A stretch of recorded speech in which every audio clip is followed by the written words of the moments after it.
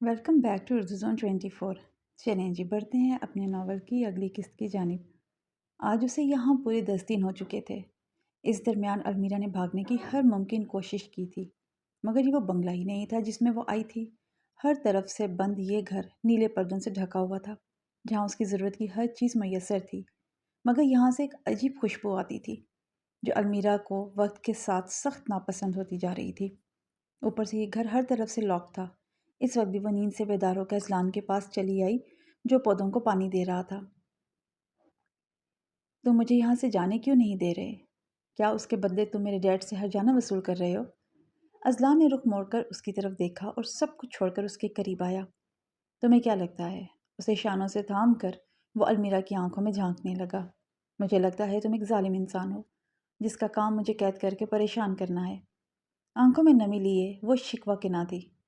Azlan مدھم سا مسکرایا۔ تمہاری آنکھوں میں نمی اچھی نہیں لگتی۔ اسے اپنے بے حد قریب کر کے محبت میں چور لہجے سے گویا ہوا۔ دکھاوا مت کرو۔ المیرا نے ایک قدم دور ہونا چاہا، مگر اذلان نے دونوں کے درمیان کا یہ فاصلہ بھی مٹا کر اسے حد درجہ قریب کیا۔ سانسوں میں گھلتا اس کی سانسوں کا رقص، تشنہ لبوں کی گستاخیاں اپنے ہونٹوں پر محسوس کر کے وہ خود میں سمٹ کر رہ گئی۔ دل بے اختیار دھڑکا۔ نہ جانے اس انسان کے لمس میں ایسا کیا تھا جو کوئی رشتہ نہ ہوتے ہوئے بھی وہ پرسکون ہو جاتی تھی۔ اس وقت بھی المیرا کے دل کی بے چینی جیسے وہ اپنے لبوں سے چن رہا تھا۔ میری محبت کو کمزوری مت سمجھو، یہ تمہاری طاقت ہے۔ گمبھیر سرگوشی میں وہ گویا ہوا تو المیرا نے آنکھیں کھول کر بے بسی سے اس کی طرف دیکھا۔ تو مجھے یہاں سے جانے دو۔ تمہارا یہ مطالبہ میں اس دن پورا کروں گا جب تمہیں ہماری محبت کا ہر لمحہ یاد آ جائے گا۔ تم کیا کوئی ڈاکٹر ہو؟ میری یادداشت نہیں آ سکتی۔ ڈیڈ کوشش کر چکے ہیں، وہ چیخ اٹھی۔ اذلان کی گرفت اس کی نازک کمر کے گرد اور سخت ہو گئی۔ بس کچھ دن اور، پھر تمہارا میرا انتظار ختم۔ تمہیں سب یاد آ جائے گا، ہم پھر سے مل جائیں گے، یہ جدائی ختم ہو جائے گی۔ وہ اسے باہوں میں بھر کر اپنے کمرے میں لے آیا۔ مجھے یہاں قیدی بن کر نہیں رہنا۔ تم قیدی نہیں ہو، اس گھر میں جو تمہارا دل چاہے وہ کر سکتی ہو۔ چند دنوں کی بات ہے، وہ اس کے قریب ہی بیٹھ گیا۔ پچھلے کئی دنوں سے وہ یہی سب باتیں دہرا رہے تھے۔ دوبارہ وہی سب بولنا المیرا کو فضول لگا، اسی لیے کروٹ لے کر وہ لیٹ گئی۔ اذلان نے مسکرا کر اس کے نازک سراپے کو دیکھا، خود بھی اس کے برابر لیٹ کر المیرا کے گرد حصار قائم کیا۔ تمہاری کمر کا خم جان لیوا ہے۔ کان کی لو کو لبوں سے چھو کر اس نے جو سرگوشی کی تھی، المیرا کا دماغ کسی اور ہی اندھے نگری میں چلا گیا، جہاں اس کی کمر کے گرد رقص کرتا کسی کے ہونٹوں کا سلگتا لمس اس کی بے چینی میں اضافہ کر رہا تھا۔ آنکھیں زور سے بند کر کے اس نے اپنے دماغ کی سوچوں پر قابو پانے کی کوشش کی، مگر یہ سوچیں دن بدن بے لگام ہو رہی تھیں۔ پہلے صرف یہ آوازیں اس کا پیچھا کرتی تھیں، اب دھندلے چہرے اور مکان بھی دکھائی دیتے تھے۔ اذلان نے اس کا رخ اپنی جانب موڑ کر اسے دوبارہ اپنے حصار میں لیا، جہاں اس کی آنکھیں بند اور چہرے پر پسینہ ہی پسینہ آیا ہوا تھا۔ Azlan, Azlan. پچھلے 3 دنوں سے وہ بے چینی میں یوں ہی اذلان کو پکارنے لگتی تھی۔ میں یہی ہوں۔ اذلان نے اس کی کمر کو سہلا کر پرسکون کرنے کی کوشش کی۔ آج ان دونوں کا پورے خاندان کے سامنے نکاح پڑھوایا گیا تھا۔ اذلان نے فون پر ہی دونوں کو مبارکباد دی۔ ہم بھی کہیں ہمارے ابرز بھائی 2-2.5 سال سے کس کے پیچھے خوار ہیں؟ ہبا اور آیت نے وقفے وقفے سے اشنا کو چھیڑنے کا سلسلہ جاری کر رکھا تھا۔ آج ویسے ہی اس کے دل کی حالت عجیب ہو رہی تھی، اوپر سے سب لڑکیاں عجیب عجیب جملے بول کر اس کی گھبراہٹ میں اضافہ کر رہی تھیں۔ جیسے ہی اسے کمرے میں لا کر بٹھایا گیا، ان میں سے ایک لڑکی اشنا کے قریب آئی۔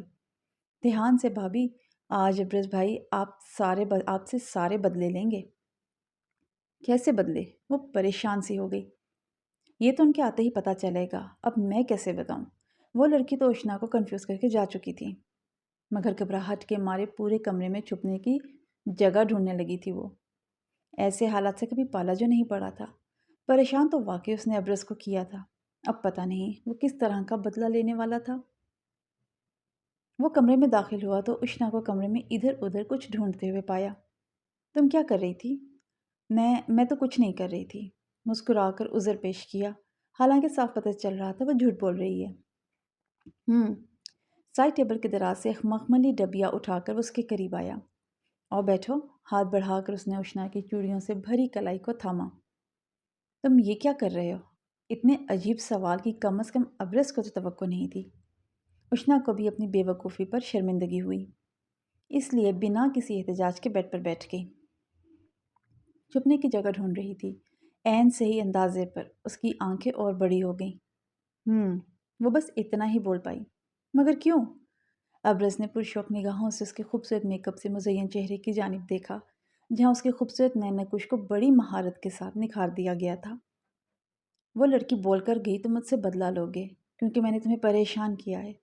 اس نے منہ بسوڑ کر جو وجہ بتائی، ابرز کے چہرے پہ مسکراہٹ بکھر گئی۔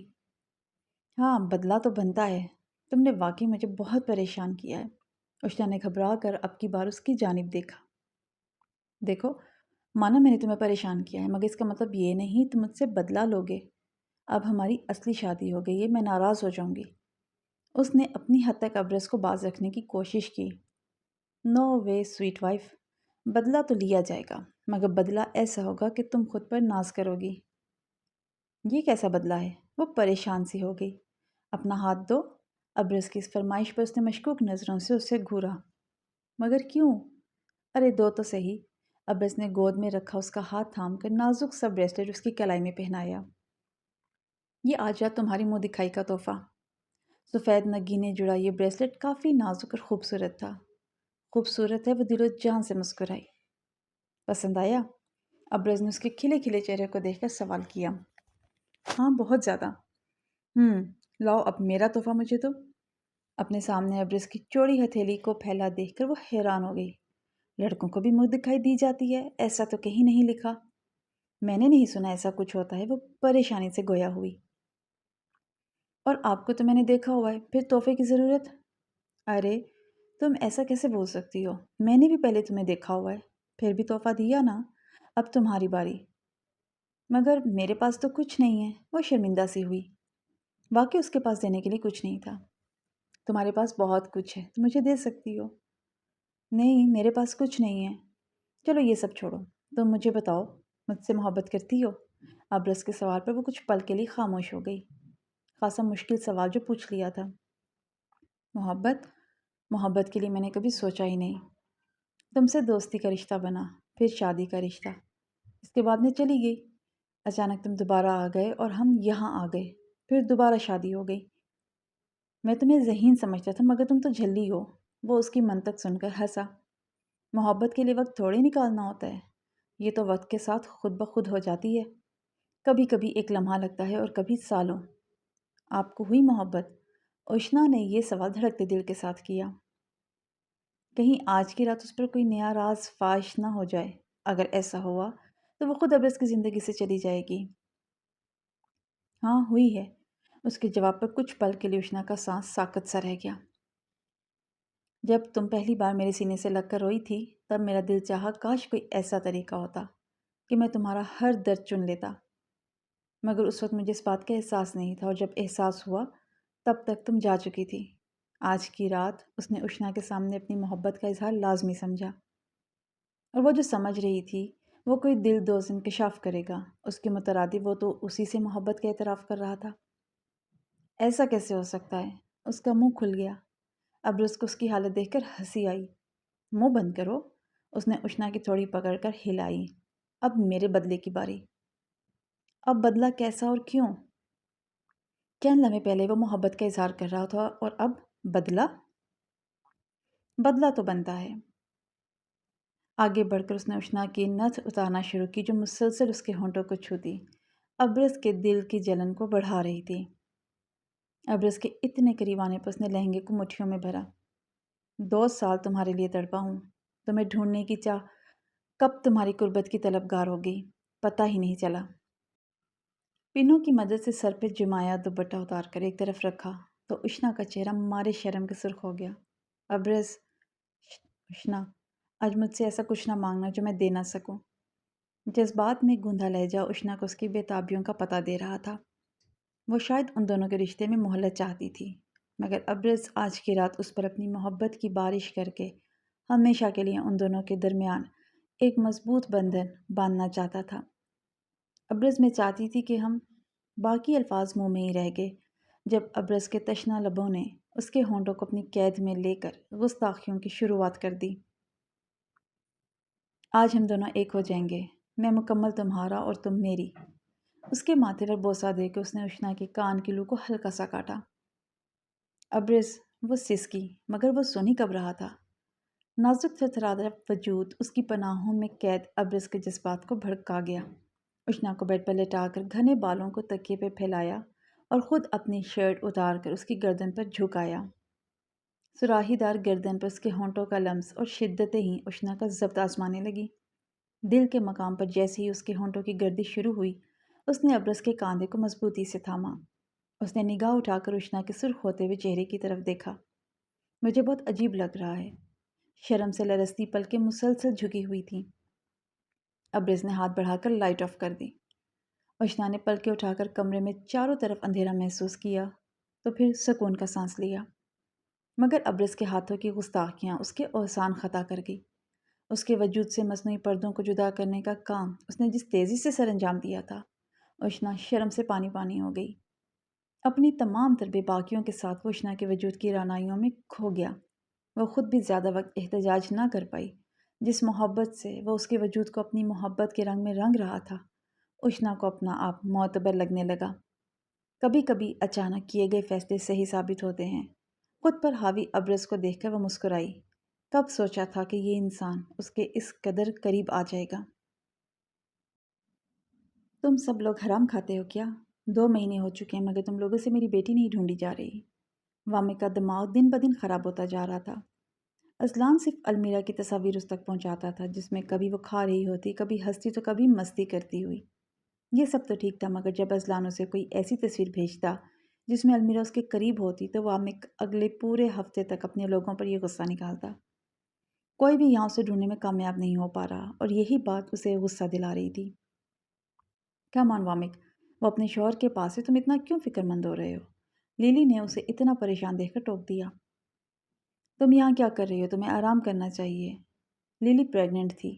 وامک جہاں اپنی دوسری اولاد کے دنیا میں آنے پر خوش تھا، وہیں المیرا کی وجہ سے پریشان بھی۔ ابھی ہمارا بیبی صرف مہینے کا ہے، میں ابھی آرام نہیں کروں گی۔ لیلی، جو میں بول رہا ہوں وہ کرو۔ وہ اسے لے کر کمرے میں آ گیا۔